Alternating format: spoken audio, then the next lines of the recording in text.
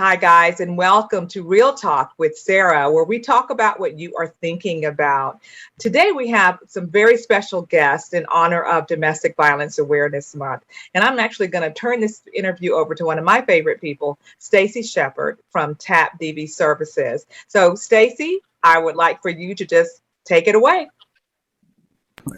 Thanks, Dina. It's great to be here, and I'm glad that we are talking about Domestic Violence Awareness Month. It's a shame that we only get to talk about it in October. We really should be talking about it year-round, but we do have someone very special with us today. We have a survivor. There's lots and lots of survivors out there, more than people often want to talk about, but we have with us today Robin. And I want her to have an opportunity to really share some things that I think could be helpful to others. Often when we get to share our story, it can empower others to seek help and get out of a situation that they're in. So I'm hopeful that Robin's courage and her bravery and her story will help someone else. So Robin, thank you for joining us today. You're welcome. I would like, if you don't mind, to kind of start off by just telling some folks a little bit about your story and kind of how you came to seek services.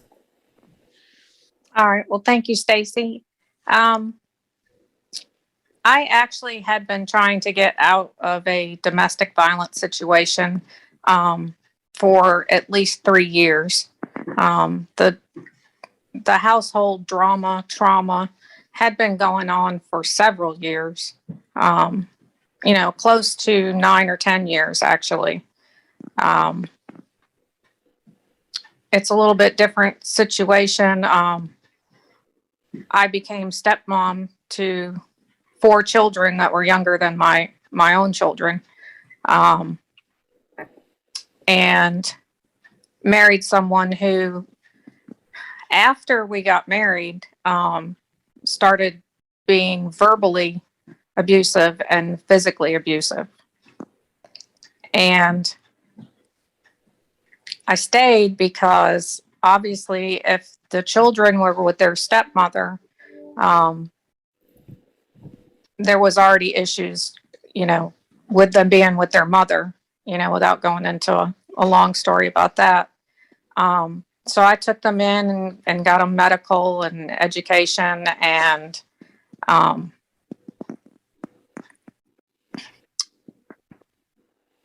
started noticing my husband was very verbally abusive, got angry, would shove, hit, cursing. Every little thing rattled him. Glasses clanking in the cabinet, a child not looking at him in the eye when he spoke to him. We constantly walked on eggshells for several years. I didn't know how to get out. I didn't know what to do. I had turned him into his own therapist.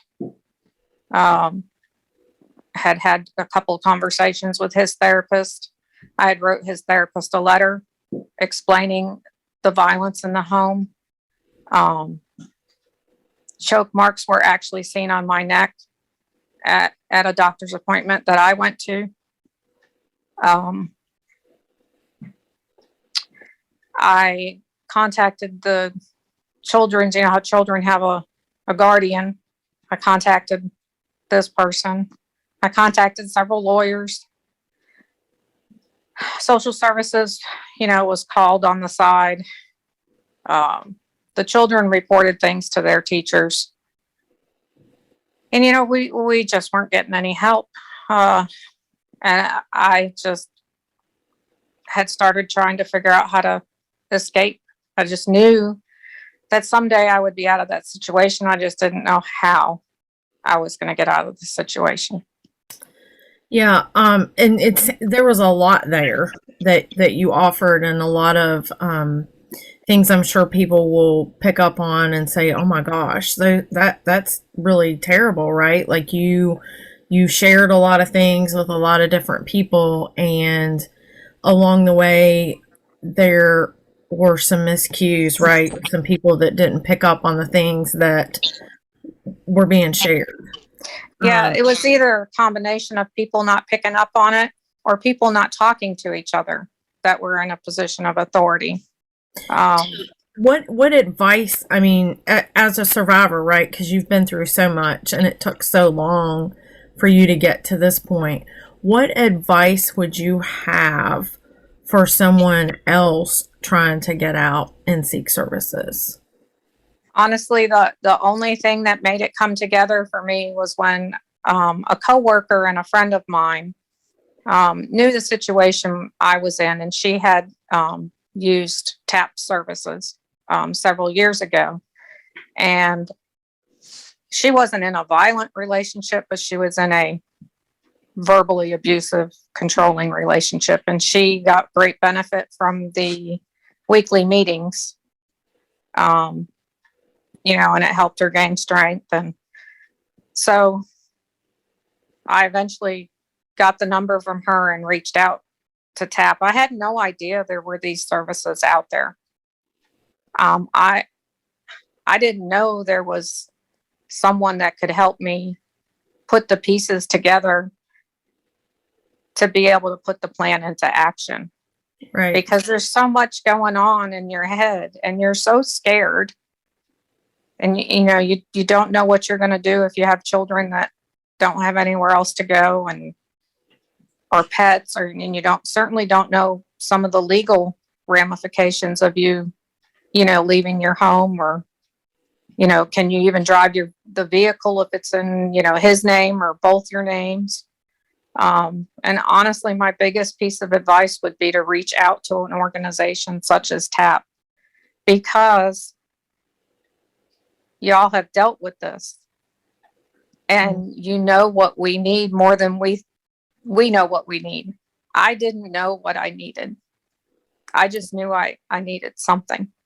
Well, you made some really good points there. And one of the other things I really wanted to touch on, and we get asked this a lot, especially when I'll go out in the community and I'll do some education and outreach. And one of the things we get asked the most often is, why do people stay in situations? And I think you really touched on one major topic there, because there's 1,000 reasons why folks stay. And you had 1,000 really in your own story, but you might want to talk just a little bit about why that was, because you hit on a few of those. The first reason I stayed early on in the beginning years was because I thought he could be changed. I thought that, if I mentioned it to his therapist, then they said something to him, or that I thought he would fix himself for the better of the family and the children. But it just didn't happen. And I'm trying to remember where I left off. Well, we were talking earlier about the children, and we were talking about him. Well, because you just get stuck in this pattern that it's just easier to walk on the eggshells and behave and to keep some sort of calm in the house. And every day when they apologize, or, when something big happens, and, be it a fight, or, a knockdown, drag out fight where there's, physical violence, or there's verbal altercations, or, God forbid, the children are, shoved or hit, or the other person always seems to have some sort of remorse eventually. And then you feel sorry for them and think, okay, well, they can get better. And there just comes a point that you can't unsee what's going on. And, right. Some people it takes weeks, some people it takes months. And unfortunately for me, it took several years. Well, I do want to talk a little bit more about that apology kind of thing that happened. And we know in abusive situations, whether it would be physical, mental, or financial, or all of those combined, there is a cycle of abuse that we see. And you touched on that about how there would be this apology and things would get a little bit better and then it would repeat itself again. And so I would kind of like you to talk a little bit more about that, how often you saw that, how long that little phase would go really for how long things would get better and then how long it would take for the abuse to kind of kick back in. Because we often hear as providers that that person will change, the abuser will change. And our education is, and when we're working with folks, is that we know that that won't happen unless that person really seeks some true services and that they're willing to change, that won't happen. So I just would like you to touch briefly on that. So there were definitely cycles. For me personally, any of the violent physical abuse, and I'm talking about violent to where I was choked and couldn't swallow for several days, that was only like twice a year. And I say only, and I guess that sounds kind of harsh, but when it's that long in between, it's easy to try to, I don't know how to put it. When they're not mad at you, then they turn around and they deflect their anger, their issues towards a different member in the family or someone at work. So it's almost like you get a little bit of a break. But it was the same cycle every time. If something happened that set them off to not be perfect in their world, like if they wanted something and they were denied it, all hell broke loose. Right. And it just continued over and over and over again. Right. He never fully took responsibility for his actions. He did go so far one time when I actually left the house and I was not coming back, and it was 3 years ago.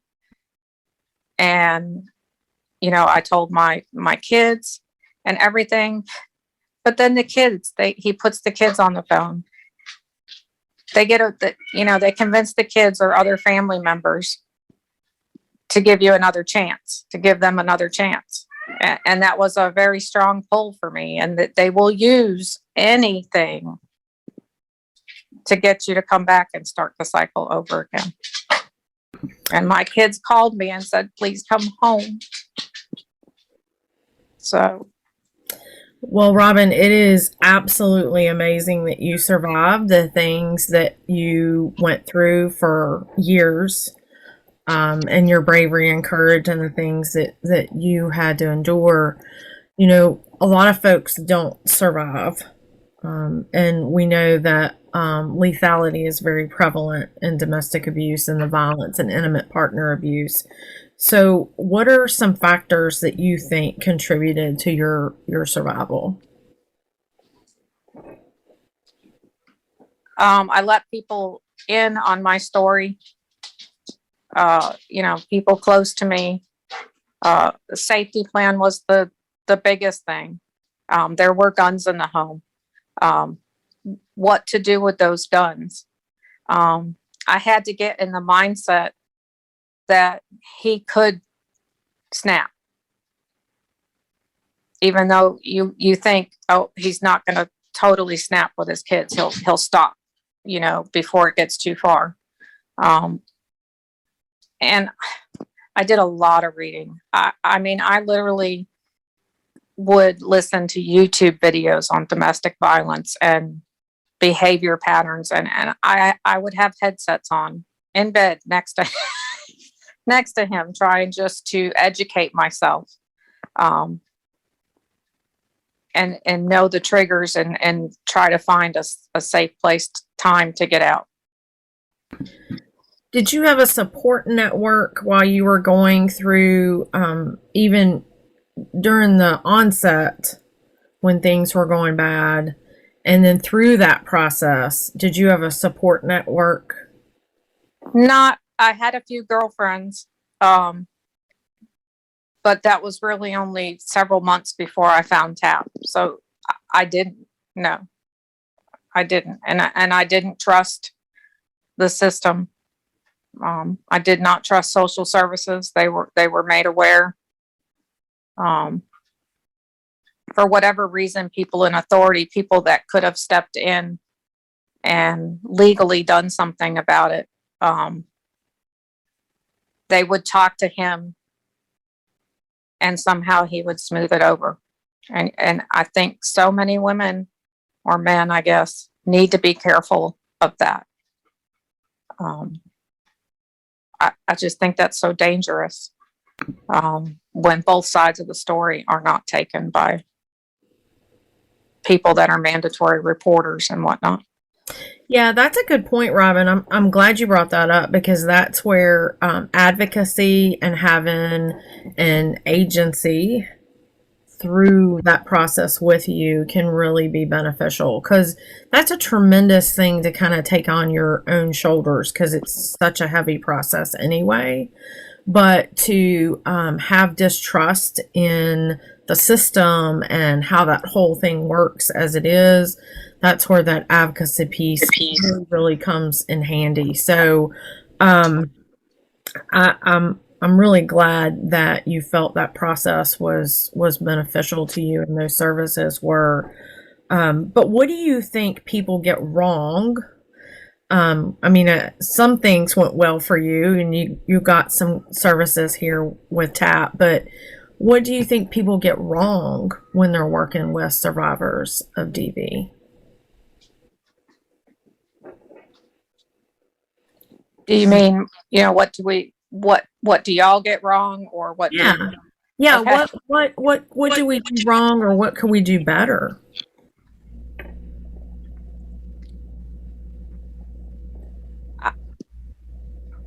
Because we know the system's broken anyway, but we always want to try to do better. So any time that we can do better, if there's something that you think would improve the system. I think one of the crucial things that TAP is maybe underrepresented in is more legal advice for victims. I know you have a legal representative, but it seems that they're spread very thin. And we as victims honestly need more access to something like that. Like, can I leave? Will I be able to get back in the house? Those questions that, you don't have answered, so you just stay and suck it up. Yeah, that's a good point. And Robin, I wanted to ask a quick question that goes right along with what Stacey just asked. When I'm thinking about, I'm here listening to you very intently and thinking about what people get wrong, not only agencies, but even people who are friends who want to help, but we mess up, we judge, or we don't have the right information. I was just thinking about, when you said, can I get back in the house? I've heard so many people that were afraid because somebody told them it was considered abandonment if they left the situation. Exactly. Depending on what lawyer you talk to. If you talk, I talked to a few, some are not educated on things at all.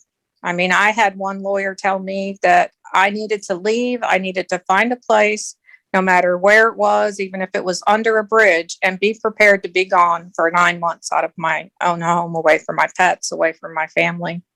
I mean, she really just made it seem like there was just no hope, and made me even stay longer and go through another cycle.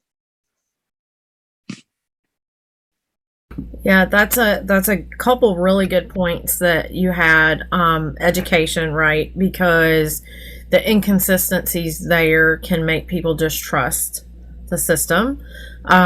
We're spread really thin about what we do because the services that we provide, at least in our agency, we're a small little army of things that we do, and we have one legal advocate that's Right. providing services for 6 jurisdictions and running to all those courts and magistrates and clerk's offices. So you're right, it's not enough, and it should be better. It should be easier for our survivors, and there should be more. And we've got a lot of work to do. I'll say we've come a long way from 20 years ago when victim services really were somewhat non-existent, but we've still got a long way to go for the survivors that need us. And I've kind of offhandedly joked from the beginning, and I guess it's not really a joke, that, once you finally get to whichever police officer, magistrate, once you finally get out of the house, every county seems to handle things a little bit different. And it's so hard to navigate. Do you just tell the magistrate? Do you tell the sheriff?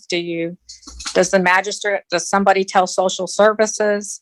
You don't know how many people you're supposed to keep in the loop or report it to. I actually got chastised by social services that, why didn't I let them know what was going on after I had already been to the police and the magistrate and the arrest warrant. I just assume that these people talk to each other, and that's not necessarily the case. Right. And you're right. It's handled differently depending on where you go and which provider you talk to. And there should be consistency. So again, there's a long way to go. And I wish everyone knew about the advocacy and the things that are here, the resources that are here, because that advocacy and having somebody that can champion and be there for you really goes a long way, instead of you having to do all that on your own, because it's a heavy burden. So just a couple other questions I think that might educate folks about what's happening when you're in crisis and trying to survive something that you've been through, like your situation. But what do you think would surprise people about you and your situation? Anything that you think would surprise them? I think a lot of people would be surprised to know what was going on behind closed doors for so many years. Even our church didn't believe it. So that's the biggest thing. I just don't. That's a great. Unless you've kind of been through it, I don't think you can recognize what's going on with someone else. I luckily had someone that just saw something in me one day at church. I happened to be at church, but she wasn't anyone in authority at church, but she just could see that there was a burden there, and it kind of, started opening doors. But I think in any one of us that have been through this situation, there's just things going on behind the closed doors that shouldn't be going on. I think you're exactly right. And I think sometimes folks don't want to recognize or believe that exactly a person or that person could be an abuser, or some pretty well-known folks, or it's just unbelievable for them, right? And so they choose to ignore it better than address it. And so we hear that quite often. We had a very, very difficult case a couple years ago with a pretty prominent figure in the community, and I felt my heart just went out to our survivor, because we went to court, custody, significant abuse, and because the person was so well known in the community, her case just went on and on and on for 2.5 years through the court system, and just could not get what she truly deserved because that person was well known. So again, I think it just, people choose, right? They choose not to see it because it's easier to ignore it than to acknowledge that it exists, and it exists pretty common in our community. About 1 in 3 women and about 1 in 7 men are being abused. And again, I go back to that advocacy piece because it's so very critical to trying to get somewhere, anywhere in a process of having somebody stand by you, like Dina or like me or someone else that can help. What would be nice is, you know how October is also breast cancer month, and everybody knows about breast cancer and everybody knows where to go for resources for breast cancer. I didn't know that there was a domestic violence month also. And if, you know, somehow this could be just as popular, would go a long way. You're exactly right. I wish that we could definitely do that. And I spend my entire October literally every day screaming from the rooftops, like, because it's such a big deal. And April is Sexual Assault Awareness Month. And so Dina and I literally, we only really get 2 months out of the year that we get to be highlighted for issues in our community, but it really is an everyday epidemic that people do not want to address. So I can't thank you enough for being willing to address it with us, because without bravery and survivors that are willing to tell their story, we're not able sometimes to get people to make that jump and join us. So I want to echo what Stacey said. Thank you so much, Robin. And I'm not rushing us off. I hate not being able to say something or hug you. I said, you know, I just really wanted to highlight your strength. And, you know, I think one of the things that we get wrong as a society, as people who love people, is that fear that what if we're wrong? What if there's nothing wrong with Robin and we brought something up and we were wrong? And I think if we were all brave, we would just err on the side of caution. Like, I'm just going to, like the wonderful woman that loved on you in church that day and just saw something. I think that's what we get wrong so often, that we just won't say anything. And I agree that, you know, October and April are not nearly enough, Stacey. And I think we have to start normalizing these conversations so that people know there are places to go. There are people who know. And I don't know what we're going to do, Stacey. We just have to, I don't know. We have no more days or hours in the day. How are we going to make this a 12 months out of the year? We're going to get an army of folks, and they're going to join us, and it's going to be great, and we're going to do it every day. That's exactly right. That's exactly right. Robin, is there anything else that you want to tell others or share, since you have an opportunity to do that? I would just say educate yourself. You know, find the resources on the internet from friends. You are worth it. You know, you are worth a better life than what you're living if you're in this situation.